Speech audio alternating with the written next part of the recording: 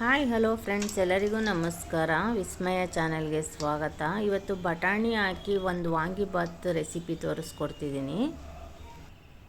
ತುಂಬ ಟೇಸ್ಟಿಯಾಗಿರುತ್ತೆ. ಈ ಥರ ನೀವು ಮಾಡಿ ನೋಡಿ. ಮನೆಯಲ್ಲೇ ಮಾಡಿರೋ ವಾಂಗಿಬಾತ್ ಪೌಡ್ರಿಂದ ಮಾಡಿರೋ ಈ ವಾಂಗಿಬಾತು ತುಂಬ ಟೇಸ್ಟಿಯಾಗಿರುತ್ತೆ. ಈಗ ಬದನೆಕಾಯಿನ ಸಣ್ಣದಾಗಿ ಹೆಚ್ಕೊಂಡು ನೀರಿಗೆ ಹಾಕ್ಕೊಂಡು ಇಟ್ಕೊಂಡಿದ್ದೀನಿ. ಈಗ ಏನೇನು ಇಂಗ್ರೀಡಿಯೆಂಟ್ಸ್ ಬೇಕು ನೋಡೋಣ. ಟೊಮೆಟೊ, ಈರುಳ್ಳಿ, ಕರಿಬೇವು, ಹಸಿ ಬಟಾಣಿ, ಕಡಲೆಬೀಜ, ಉದ್ದಿನಬೇಳೆ, ಕಡಲೆಬೇಳೆ, ಇದು ವಾಂಗಿಬಾತ್ ಪೌಡ್ರು, ಒಂದು ನಿಂಬೆಹಣ್ಣು. ಈಗ ಒಂದು ಬಾಣಲಿ ಇಟ್ಕೊಂಡಿದ್ದೀನಿ, ಎಣ್ಣೆ ಹಾಕ್ಕೊತಾ ಇದ್ದೀನಿ. ಈಗ ಸಾಸಿವೆ, ಉದ್ದಿನಬೇಳೆ, ಕಡಲೆಬೇಳೆ ಒಂದೊಂದು ಸ್ಪೂನು, ಕಡಲೆಬೀಜ ಈಗ ಫ್ರೈ ಮಾಡ್ಕೊಳ್ಳೋಣ.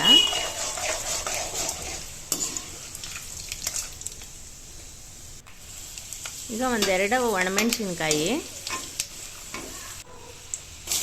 2 ಈರುಳ್ಳಿ ತೊಗೊಂಡಿದ್ದೀನಿ, ಅದನ್ನು ಫ್ರೈ ಮಾಡ್ಕೋಬೇಕು.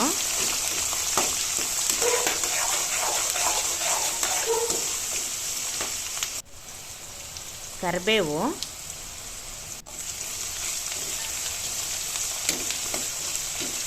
ಎಲ್ಲ ಚೆನ್ನಾಗಿ ಫ್ರೈ ಮಾಡ್ಕೊಳ್ಳೋಣ.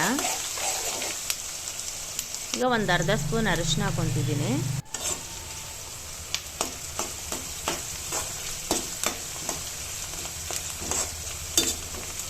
ಈಗ ಬಟಾಣಿ ಹಾಕ್ಕೊಳ್ಳೋಣ.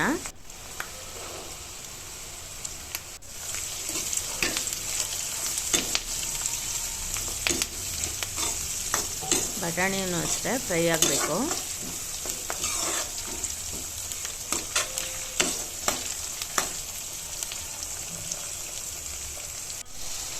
ಈಗ ಬದನೆಕಾಯಿ ಹಾಕೊಳ್ಳೋಣ. ಬದನೆಕಾಯಿನೂ ಅಷ್ಟೇ ಚೆನ್ನಾಗಿ ಫ್ರೈ ಮಾಡಬೇಕು. ಅದು ಚೆನ್ನಾಗಿ ಬಾಡಬೇಕು, ಆವಾಗ ಟೇಸ್ಟ್ ಕೊಡುತ್ತೆ.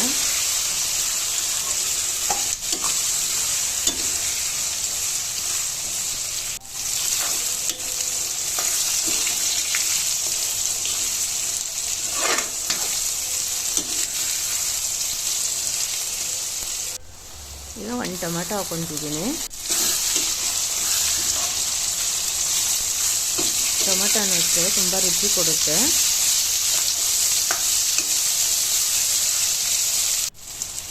ರುಚಿಗೆ ತಕ್ಕಷ್ಟು ಉಪ್ಪು,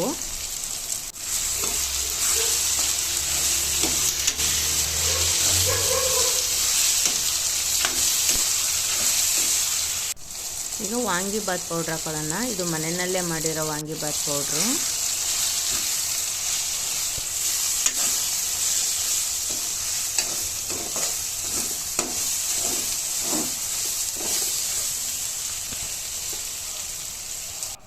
ಈಗ ಕೊಬ್ಬರಿನ ಮಿಕ್ಸಿಗೆ ಹಾಕ್ಕೊಂಡಿದ್ದೀನಿ. ದಪ್ಪ ದಪ್ಪ ಇದ್ದರೆ ಚೆನ್ನಾಗಿರಲ್ಲ ಅಂತ ಸಣ್ಣಗೆ ಪುಡಿ ಮಾಡಿ ಹಾಕ್ಕೊತಾ ಇದ್ದೀನಿ.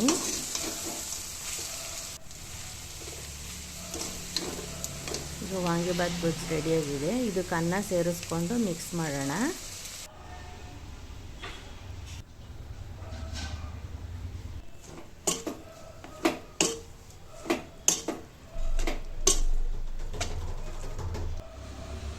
ಈಗ ಒಂದು ಅರ್ಧ ನಿಂಬೆಹಣ್ಣು ಹಿಂಡೋಣ. ನಾನು ಹುಣಸೆಹಣ್ಣು ಉಪಯೋಗಿಸ್ತಿಲ್ಲ, ನಿಂಬೆಹಣ್ಣು ಹಾಕ್ಕೊತಾ ಇದ್ದೀನಿ. ಟೇಸ್ಟ್ ಕೊಡುತ್ತೆ ನಿಂಬೆಹಣ್ಣು.